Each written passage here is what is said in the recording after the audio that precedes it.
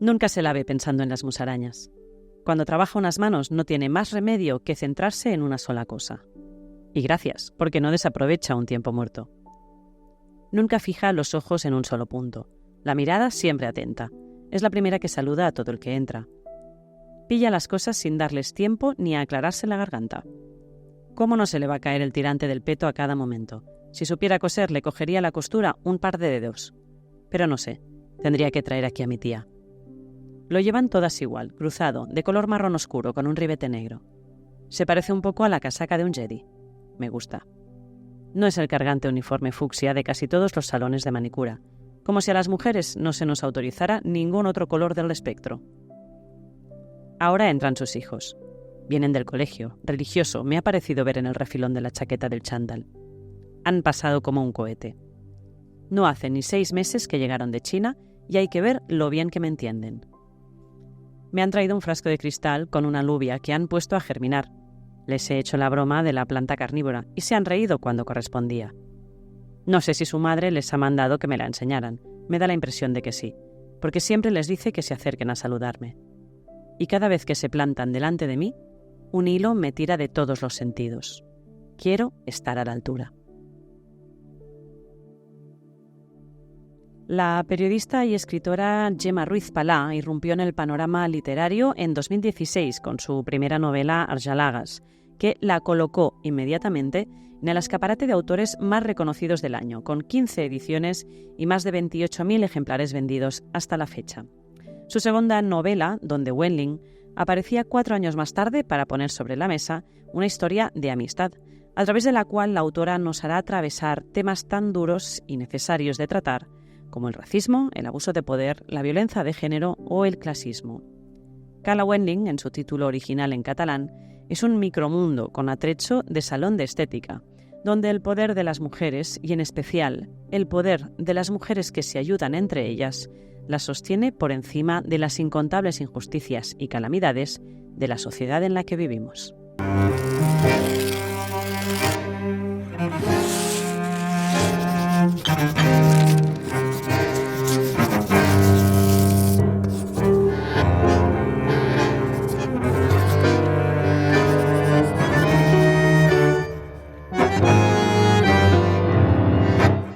Gemma Ruiz, bienvenida de Puño y Letra. Muchas gracias. Saltamos del salón de uñas al saloncito literario y te confieso que tengo una presión estética horrible porque es que soy un desastre con las uñas. No sé si es lo primero, si te fijas normalmente en todo el mundo en cómo lleva las uñas o es algo... No me fijo. No, pues, puedes estar tranquilo. Y puedo relajarme, ¿no? Puedes relajarte. Me alegro, pero lo llevaba mal esto. No trabajo de censora de uñas. Bueno. No sé si debe existir algo así, pero bueno. Yo he definido en la introducción del programa a Cala Wenling, en su título original, Donde Wenling en la traducción, como un micromundo con atrecho de salón de estética. Pero para nuestros oyentes, quien no lo haya leído todavía, vamos a situarlos un poquito. ¿Quién es Wenling y quién nos narra la historia de Wenling? Pues sí, para mí lo del saloncito era una decisión política. Es decir, situar el corazón de una novela en un saloncito de uñas, es decir, en un sitio eminentemente feminizado y, por lo tanto, eminentemente denostado de la vida real, pero también de las ficciones cinematográficas, literarias. Entonces, yo quería coger los lectores y las lectoras y situarlas allí y que conocieran la realidad de una chica que vino de la provincia de Zhejiang de la China a Barcelona a abrir un propio negocio y a acompañarlas a esta toma de conciencia de qué es una aventura tan determinante para la vida de una persona como la migración, que alguien las acompañara en este darse cuenta de qué significa eso, y esta era la función de la narradora, que es una documentalista catalana que a través de observar qué pasa en estos sitios, pues se da cuenta que es un buen punto de observación del racismo, del clasismo y del machismo.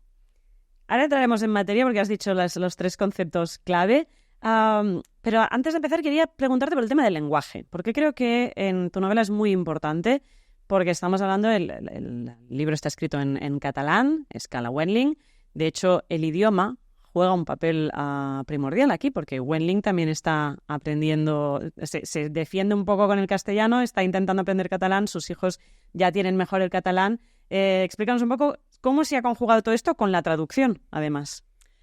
Pues sí, esto fue como escribir por segunda vez el libro y fue muy emocionante y a mí me gustó mucho. La traductora es Concha Cardeñoso, que es una de las grandes traductoras que tenemos la suerte de tener, es increíble, pero tuve la suerte de proponerle y que me dijera que sí, trabajarlo codo a codo y trabajarlo juntas porque, claro, yo, pues el castellano también es una lengua que tengo dentro, que me gusta, que me entusiasma encontrar el matiz que yo en catalán quería, pues también lo hice en castellano y lo hicimos juntas y fue muy bonito. Y sí, la lengua es casi otro protagonista de esta novela, porque en catalán, claro, en castellano no se aprecia y está explicado por la propia traductora cuál es la opción en castellano, pero en catalán, hay castellano y hay la lengua de las personas migrantes que no tienen el privilegio de poderla aprender. Entonces, la lengua de las personas que vienen de China y que tienen el negocio, que es Wenling y su marido, tenía que ser una lengua muy precaria, en el sentido de muy utilitaria, muy las 4 cosas para sobrevivir, pero estudié mucho qué ha pasado siempre con la caracterización de la lengua de las personas migrantes, que ha significado, o sea, ha sido una puerta de entrada para la degradación, para el racismo contra ellas, ¿no? Aún hoy en día, pues, o hace poco al menos, en la BBC, aún los personajes de origen pakistaní o indio aún estaban caracterizados su inglés. Entonces, ya hay muchos estudios, muchos estudiosos y estudiosas que vienen de generaciones que sí que hicieron el cambio, pero que ya ahora ya son del sitio y continúan diciéndonos que oír aún un acento del sitio donde venían sus abuelos es una cosa muy hiriente. Entonces, yo quería que nuestros personajes chinos de la novela hablaran pues con la inteligencia que le sacaran al máximo de su lengua aprendida, pero sin, como hemos caracterizado nosotros, aquello, la R pronunciada como una L. Todos tenemos en la cabeza, ¿no?, el humor amarillo y todo lo que ha servido siempre para señalar y para denostar y para deshumanizar, al fin y al cabo, ¿no? Entonces tuve que trabajarlo mucho, leer mucho cómo se tenía que explicar esta precariedad sin caer en el tópico y sin ofender, ¿no? Entonces también hablé con gente que trabaja en el mundo del activismo antirracista, o sea, pasó un poco el check de la gente que está trabajando esto porque es importante cómo hacemos hablar a los personajes, es más importante de lo que se piensa. Totalmente, a mí es de las cosas que me ha llamado mucha atención y más creo que está hecho con mucho cuidado, con mucho cariño y que además en la versión en castellano, que es la que he leído, como ese juego con el catalán me ha parecido súper interesante. Tengo la necesidad de saber, ¿Wenling existe o Cala Wenling existe? ¿Existe este lugar donde tú has estado, donde has podido captar todas estas cosas? Hay muchas Wenlings y justamente siempre respondo esto porque hay un poco la tentación de pensar que este personaje solo existe en esta novela. Y es el problema de no acercarse, de no decir de dónde vienes, cómo estás, cómo están tus hijos, ¿no? Pensar que un personaje así, que a veces la gente me han dicho, es que es fascinante, es que yo también me haría amiga de ella. Digo, ya, pues no hace falta que busques esta. Es que hay en la frutería donde compras la fruta, a lo mejor hay una Wenling. En la esquina donde compras, pues no sé, tus bolsas o tus cosas que necesitas, hay una Wenling y un marido de Wenling en muchos de nuestros barrios. Son nuestros vecinos. No vayamos a buscar dónde están, es que son nuestros vecinos. Solo hace falta a lo mejor decir buenos días con otra manera de hacer y decir a lo mejor cómo estáis aquí y de dónde vinisteis y cómo va la vida en un sitio tan diferente de vuestra casa. A fin de cuentas es preocuparnos un poco por nuestros vecinos, que eso es algo, no sé si se ha dejado de hacer a lo general o más en particular con los vecinos que vienen de fuera. Es verdad, es el buen vecindaje, ¿no?, de toda la vida, que las ciudades te atomizan, te enclaustran en tu casa, incluso el urbanismo hace que no te puedas socializar, ¿no?, para que no puedas manifestarte tan rápidamente, pero esto también va en contra de sacar las hamacas o las sillas en la puerta de casa y charlar con las vecinas. y esto va en contra de humanizarnos entre todos o dejar de deshumanizarnos. Y si ya se ha hecho en general con nuestros iguales, imagínate con la gente que viene de un sitio muy lejano, que hemos visto con unos ojos muy, muy racistas y que también aplicamos el clasismo, porque cuando viene gente rica, tanto te da que lleven puesto o como hablen. Siempre es buena, ¿no? La gente rica, los pobres siempre son los malos.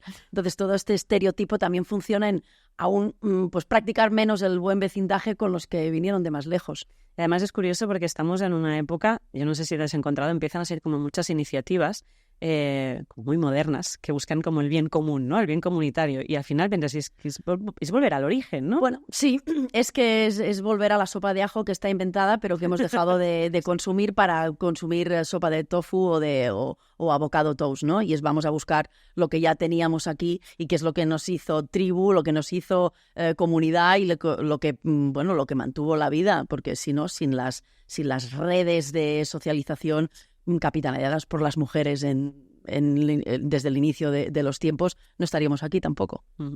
De alguna manera lo que consigues con Donde Wenling es a través de esa amistad que nace entre ellas, entre la escritora, quien nos narra la historia y Wenling, es empatía al final, ¿no? Es la empatía la gran herramienta que nos falta para acercarnos y acabar precisamente con ese racismo que hablábamos al principio. A ver, esto es a lo mejor un objetivo un poco grandilocuente. Yo lo intentaba un poco más modesto, ¿no? Pero a mí me pasó que con el primer libro, Argelagas, que saldrá también en castellano en marzo, se llamará Aulagas, con Sony. Claro, aquí expliqué la historia de casi todo el siglo a través de las vivencias de las mujeres de las clases populares en Cataluña, del campo, de la inmigración de fuera de Cataluña aquí convergiendo todas en las fábricas textiles.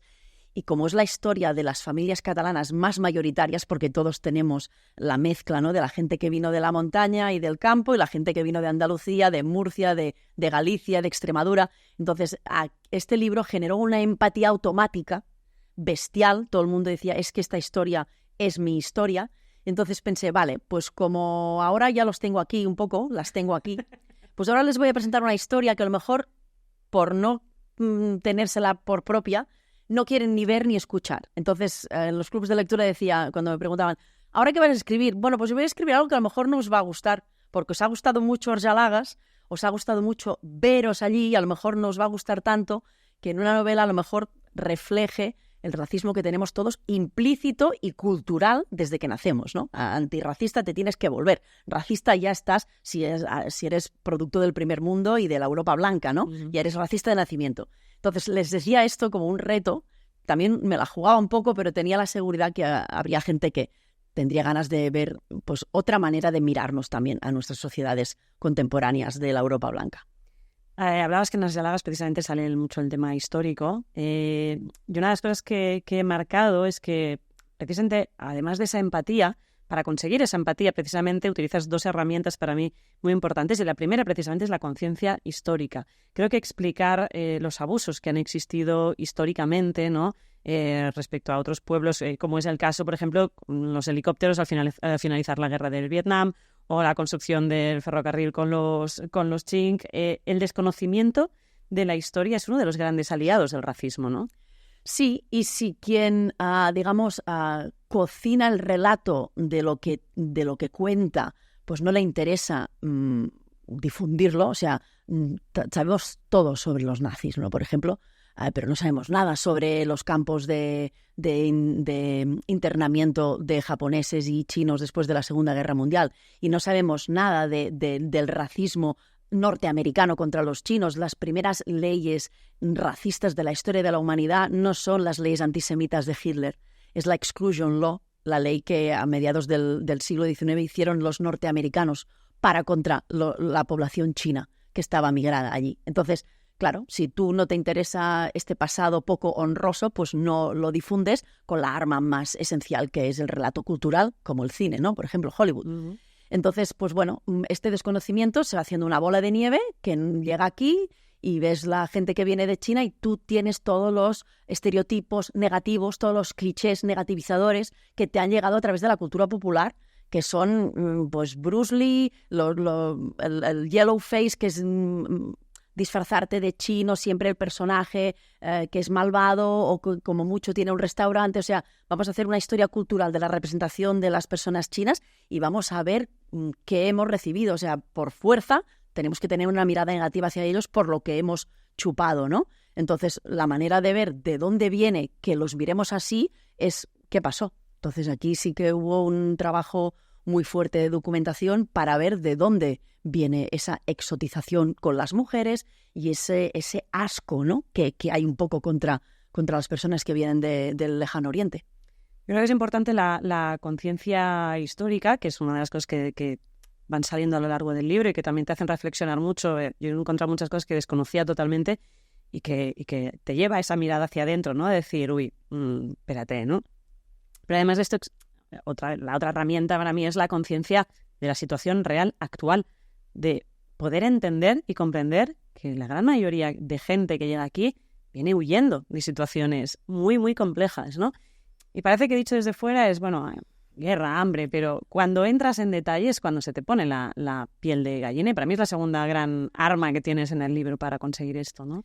Sí, es que solo hace falta pensar un poquito, cuando vas como turista, que esto ya es un viajero first class, ¿no?, por el mundo, y estás 2 días que no comes tu comida, estás 2 días que alguien no entiende bien lo que estás pidiendo, ya te contrarias, ¿no?, ya estás así contrariado. Imagínate cuando vas a un sitio que no eres bienvenido, que no te quieren, que hacen leyes en tu contra, que no te dejan alquilar un piso, que te ponen todas las trabas posibles. Mira, hace poco en los disturbios en contra de las manifestaciones de extrema derecha en el Reino Unido, salió una chica afrodescendiente con un cartel que ponía: nosotros no vinimos aquí, vosotros vinisteis a nuestros países.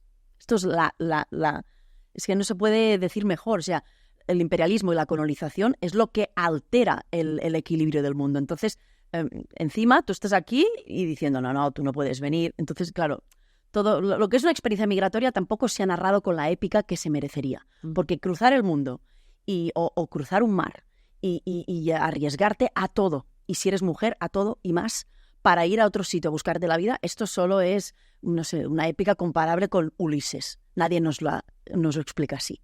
Se explica como, pues una cosa denostable, 100%, y que rechazable. Pero no se explica con la épica que se merece una experiencia humana como la migración. Entonces, a mí me gustaba contribuir un poco porque a la que rascas te das cuenta de las agallas, de la fortaleza interior, de la inteligencia y de la humanidad que hay en las personas que deciden un viaje así. Además de los problemas de adaptación con los que se encuentra la Welling y su familia, ¿no?, y de integración de alguna manera por ese racismo, antes lo decías bien, se pone sobre la mesa el racismo, pero también a través de todos los personajes que aparecen en este micromundo, el tema del machismo, pero con historias muy diferentes y muy duras y muy tristes en algunos casos. Es como que la violencia de género está casi a la orden del día, pero no solo allí, sino que aquí.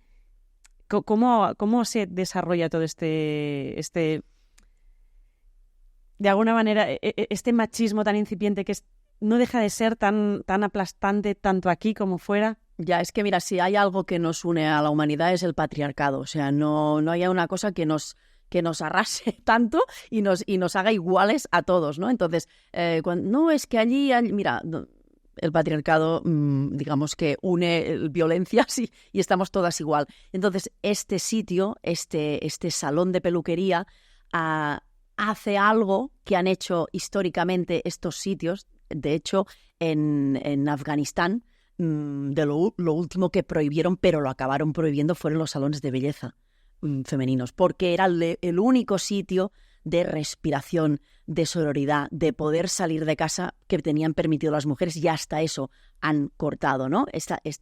Este momento de bienestar. Y es histórico. Yo, por ejemplo, no sé, la peluquería donde iban mis abuelas, allí no había nadie que no hubiera nacido a 10 kilómetros a la redonda, y el efecto era el mismo. Una vez a la semana o 2 veces o una vez al mes, iban, se teñían, se hacían la manicura, se cuidaban, se abrían, se explicaban las cosas, se reían. O sea, estos espacios desde el sitio donde se lavaba la ropa, desde los lavaderos a los sitios de peluquería, siempre han existido esos sitios donde las mujeres han cooperado, se han abierto el corazón, se han dicho barbaridades, se han reído, ¿no? Han llorado, y este sitio es el mismo. Lo que pasa es que tiene el nombre de una chica que vino de la China y no tiene un nombre, no tiene María Ángeles, ¿no? Como era la peluquería de mis abuelas. Aquí es Wenling, pero donde María Ángeles hacía el mismo efecto catalizador, ¿no? de afectos que han hecho históricamente las peluquerías y otros sitios donde las mujeres han podido ir, sentirse en un espacio seguro y un poco hacer que la vida sea un poco mejor, ¿no? Que donde Wenling es el mujeres salvando mujeres, totalmente. Claro que es más antiguo que el hilo negro, ¿no? Sí. Que se dice, pero bueno, hace falta también como ver que estos espacios continúan teniendo esta función, ¿no? Y que son honorables también por eso. No esto es menor. No es menor esto que no sé, que un hospital que salva vidas, pero esto también la salva. Totalmente. De hecho, personajes masculinos salen muy pocos. Cuando salen normalmente son estas historias que nos explican las mujeres que vienen al salón y las malas experiencias en la mayoría de casos que comparten.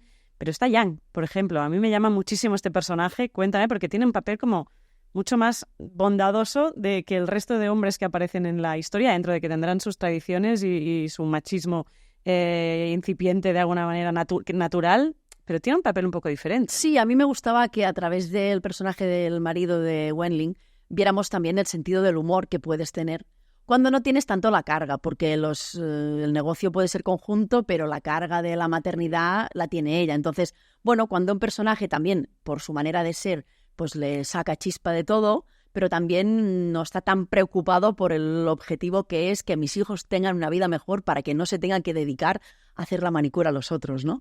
Entonces, para mí era pues las dos caras de cómo vivir una experiencia migratoria. Los dos tienen esa conciencia de no ser bien recibidos, que les gusta estar aquí, pero que siempre la cara les señalará, tú no eres de aquí, pero uno se toma la experiencia un poco más a la ligera, pero porque tampoco tiene la carga que tiene ella con los niños, ¿no? La responsabilidad. Y me gustaba también trabajar el sentido del humor, porque, bueno, a veces yo trato temas muy serios, pero yo también tengo ese sentido del humor que me gusta darle un poco rienda suelta con algún personaje. Hombre, Yang tenía ese toque simpático siempre que se hacía hasta agradable imaginártelo, ¿no? Que es mucha paz, ¿no? Transmitía también al mismo tiempo. La escritora, de alguna manera, tiene como una cruzada personal casi ya al final con intentar ayudarles o salvarlos de las situaciones en las que cree que pueden abusar, o que se puede estar abusando de ellos de alguna manera, ¿no? Interviene con la profesora, interviene en alguna situación, alguna llamada, pero las alarmas siempre le saltan cuando hay un hecho racista claro y evidente, ¿no? Y saltar o no saltar, decir o no decir. Si te parece bien, me gustaría rescatar un pequeño fragmento que me gustaría leer porque me pareció muy potente. Vamos a situar un poquito al lector. Están en la peluquería, la escritora está esperando que sea su turno y hay dos mujeres que empiezan a hacer comentarios pues bastante racistas, muy desafortunados, y el pensamiento que tiene quien nos narra la historia es así, dudando de si saltar o no saltar. Dice: es que replicar a estas dos afrentas significaría una teorización ingente, una enmienda a la totalidad de su pensamiento, de su educación, de su cultura. Y todavía encontraría más excusas, más. Y todas con el mismo origen. El racismo nuestro de cada día, el que nos da hoy el Señor, el que nos dio el Señor ayer y el que nos dará mañana si Dios quiere y no lo remediamos. También me lo he zampado en los canelones de San Esteban, y en el brownie de los 40 de la compañera de sonido, y en el aperitivo de los productores y en el arroz de los primos y en el gin tonic de las amigas. Y siempre con gusto y ganas. Y el racismo vendría a ser como el ajo, escandaloso, indigesto, y lo notas si no lo tomas a menudo. Si lo desayunas, lo comes, lo meriendas, lo cenas y te atiborras de él hasta el resopón, ni siquiera te das cuenta de que pasa a la sangre. Y como dentro se amontona todo, pues no lo detectas, y entonces crees que no lo eres, que ya no existe, que los racistas muertos y enterrados, que caput. Hasta que un día te das cuenta de que sí, de que existe, y de que sí que lo eres. Porque ahora las indirectas, las bromitas, los motes feos y las ofensas que marcamos a los demás en la piel empiezan a escocerte. Y no te gusta nada. No te gusta nada ser de la tribu de los agresores. Pero sigues siendo incapaz de atacar a un igual. No le partes la cara como se la habrías partido a cualquier otro, porque primero tendrías que partírtela a ti misma. Porque sí, Yo también debí de reírme como todos aquel día, en aquella celebración. O solté una mosgorda todavía. O me callé. Claro, es lo que decíamos antes, ¿no? Que antirracista te tienes que convertir si quieres. Y si quieres, bueno, ser coherente con tu manera de pensar y de ver el mundo.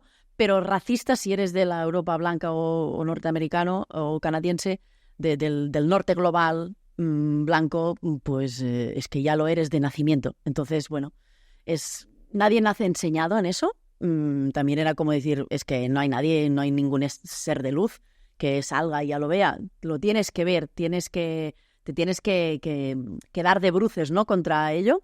Y me gustaba, pues eso, señalar que nadie nace enseñado y que tienes que quererlo, tienes que hacer este paso adelante, ¿no? La gran diferencia es esa, callarse o no callarse, ¿no? Sí. Y también, volviendo, ¿no?, a las abuelas, ¿no? Yo también he visto siempre mi abuela y mi madre no callarse cuando veían una injusticia, a lo mejor no por racismo, pero por otros ismos. Entonces, bueno, también es una cosa que a lo mejor hemos perdido. Decir, oye, que no te estás pasando con esta persona o con esta persona mayor, ¿no? Entonces, bueno, pues a lo mejor hemos perdido, vamos así como los burros ¿no? Centrados, ¿no? Y, sí, con la gente que pide, la gente que vive en la calle, pues hay muchas actitudes así que no vemos. Y entonces, bueno, pues antes a lo mejor la gente se miraba más a los ojos y, a ver, ¿tú qué te pasa? ¿Quieres un trozo de pan o yo qué sé? También hemos perdido eso por el camino, ¿no? De la industrialización y de la urbanización y de la civilización. ¿A ti te ha cambiado escribirlo? O sea, ¿te callas menos cuando ves injusticia? Yo ya no he sido nunca de callarme mucho, la verdad. Porque yo ya he sido entrenada por unas mujeres que han dicho las cosas a la cara. Entonces, claro, yo, quieras o no, soy un aprendiz de ellas.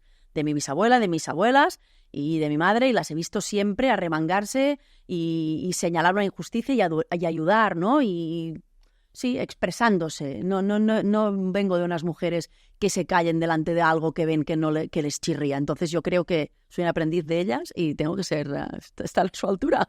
Y estar ahí. Pero sí que he aprendido muchas cosas de antirracismo. Quiero citar a Desiree Bela Lobede, que es una amiga mía, escritora, activista antirracista, que hace un trabajo ingente para que la gente vea, los blancos veamos las cosas que sí, las que no. Y es una gran profesional de esto y he hablado muchas veces, he hecho cursos con ella. Y entonces, bueno, claro, yo también he tenido que aprender para no ser la salvadora blanca que nos viene a descubrir. También digo siempre que estas experiencias migratorias, cuando las escriban quienes las tengan que escribir, que son la gente que ha venido y los hijos de ellos, este libro se puede quemar, se puede destruir, no valdrá para nada. Y qué bien que no valga. Este libro no tiene que valer en 2 días. Pero de momento... Bueno, de momento tiene, yo creo que una función muy importante, porque estoy bastante segura, no sé si te lo has encontrado la gente en el feedback, que habrá mucha gente que habrá cambiado su manera de actuar, quizá después de leer algo. Me lo han dicho muchos clubs de lectura, decir, mira, pues ahora he preguntado a los pakistaneses que me ponen la fruta, que cómo están, que cómo van sus hijos, si necesitan algo. Sí, nada, el buen vecindaje tampoco es aquí ahora que nos vamos a convertir en Madre Teresa de Calcuta. Es simplemente educación y un poco de calidez humana, ¿no? Sí que me han dicho muchas y muchos lectores. Pero me parece súper importante que gracias a una novela... a ver, lo modesto que tiene de arma política una novela, que es pequeñito, pero bueno, algo puede hacer, sí. Pero a veces estos pequeños cambios son precisamente, ¿no? Sí, esto es lo que yo quería. Yo quería que no me lo tiraran por la cabeza... encima de la cabeza y segundo, que a lo mejor cambiaran un poco la mirada y creo que lo he conseguido. Pues yo creo que te puedes dar por satisfecha, pero de una manera enorme, porque estoy segura, a mí por lo menos me la ha cambiado y estoy segura que a muchísima gente también. Gemma, llegamos al final de la entrevista, ha sido un auténtico placer, pero antes de que te vayas sí que te voy a pedir, déjanos alguna recomendación literaria para nuestros y nuestras oyentes, así algo que hayas leído recientemente y que digas, esto me ha tocado. Pues yo ya sé que llego tarde, que ya lo han dicho muchas y muchos antes que yo, pero no por eso no voy a volver a insistir en La mala costumbre de Alana Portero. Es un novelón, es increíble y como ahora estamos hablando de empatizar y ver otras realidades, ese libro sí que se tiene que pegar a la cara de la gente transfoba y de la gente que no entiende las experiencias que no pasan por uno mismo. Y está escrito de una manera brillante y creo que es una persona inteligentísima, Alana, y nos ha hecho un regalo que es la mala costumbre. Entonces, no lo desaprovechemos. Que se lo lea todo el mundo, por favor. Lo subrayo totalmente. Muchísimas gracias, Gemma, por venir a nuestro saloncito. Este salto del salón de uñas al literario. Un placer. Venir. Muchas gracias.